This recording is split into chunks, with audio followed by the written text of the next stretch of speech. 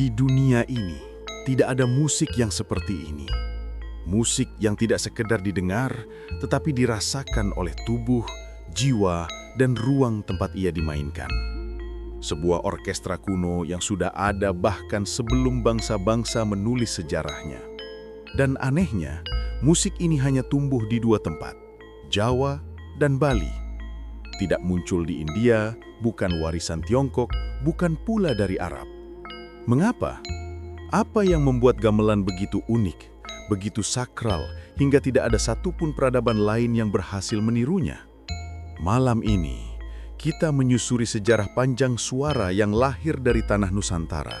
Suara yang menolak mati, suara yang menjaga ingatan para leluhur, gamelan.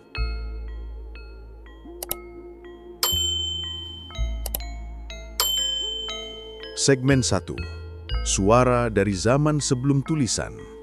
Bayangkan, ribuan tahun lalu ketika Nusantara masih dipenuhi hutan lebat, ketika manusia hidup berdampingan dengan alam, ruh, dan langit. Sebelum ada kerajaan, sebelum ada candi, leluhur kita sudah mengenal musik dari logam. Di tanah yang kini kita sebut Indonesia, mereka membuat benda-benda perunggu.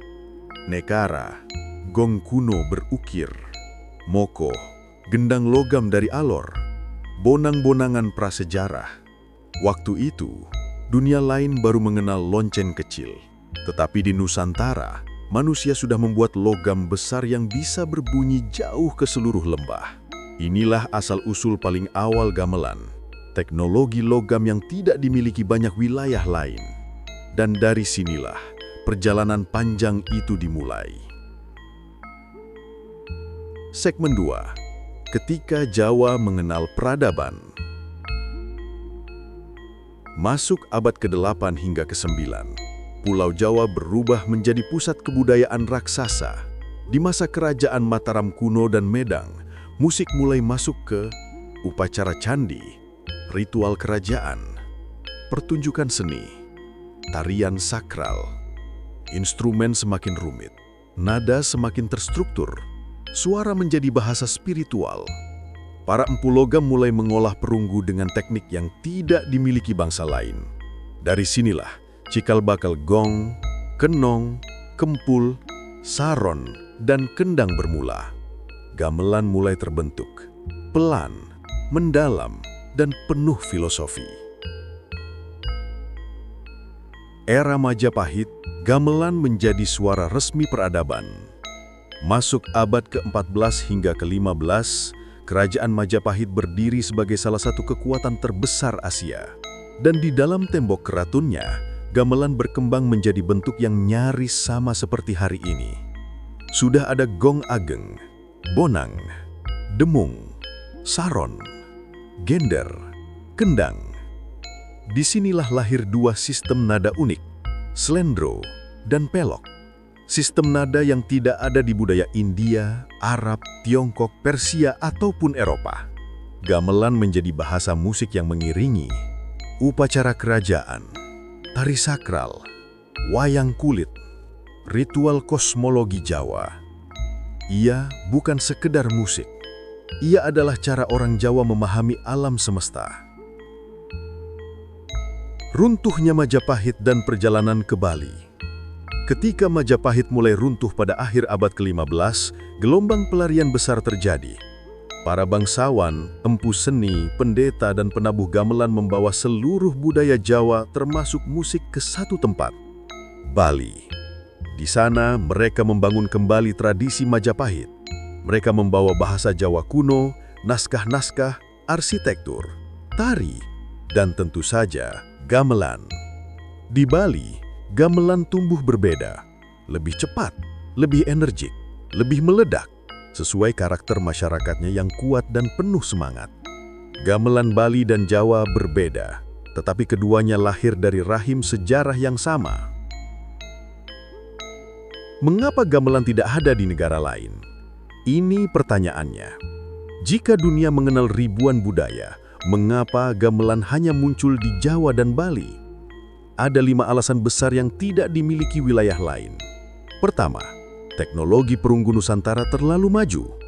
Tidak semua bangsa bisa membuat gong besar dengan resonansi sempurna. Hanya Jawa yang memiliki empu logam ahli sejak ribuan tahun lalu. Kedua, lingkungan keraton menjaga seni tingkat tinggi. Keraton Jawa, Yogyakarta, Surakarta, dan Istana Majapahit membiayai penabuh, empu dan pengembang gamelan. Tanpa laboratorium budaya seperti keraton, gamelan tidak mungkin berkembang kompleks. Ketiga, gamelan lahir sebagai musik untuk ritual dan wayang. Tidak ada budaya lain yang memiliki wayang kulit dan ritual kosmologi Jawa yang membutuhkan musik seperti gamelan. Kebutuhan budaya membentuk instrumen. Keempat, sistem nada selendau dan pelok tidak ditemukan di luar Nusantara. Nada-nada ini hanya lahir dari telinga dan filosofi orang Jawa, bukan turunan dari musik India, Arab, Tiongkok, Persia. Kelima, Bali mendapat warisan langsung dari Jawa. Daerah lain di Indonesia punya musik besar, tetapi tidak memiliki hubungan sejarah kuat dengan peradaban Jawa Majapahit. Hasilnya, gamelan tidak muncul di Papua, tidak muncul di Malaysia, tidak muncul di India, Mesir, Jepang, atau Eropa. Gamelan adalah fenomena budaya yang hanya bisa lahir di tanah yang memiliki perpaduan unik. Teknologi, filosofi, tradisi, spiritualitas, dan kerajaan. Gamelan di era modern. Hari ini, gamelan tidak hanya menjadi musik tradisi. Ia telah tampil di konser Eropa dan Amerika, panggung simfoni dunia, kampus-kampus besar seperti Harvard dan MIT, film-film internasional. Namun yang paling penting, gamelan tetap hidup di desa-desa Jawa dan Bali, mengiringi upacara, menari, menyambut tamu, bahkan menemani anak tidur. Ia melewati kerajaan, perang, penjajahan, dan modernisasi, tetapi suaranya tidak mati. Di antara ribuan budaya musik yang lahir di bumi, tidak ada musik yang seperti gamelan. Ia bukan sekedar bunyi, ia adalah ingatan para leluhur, adalah getaran tanah, adalah nafas dari peradaban yang pernah berjaya. Jawa melahirkannya, Bali menjaganya, dan dunia menghormatinya. Selama gong masih dipukul, selama kendang masih bergetar, selama manusia masih mencari makna dalam hidup, gamelan tidak akan pernah hilang.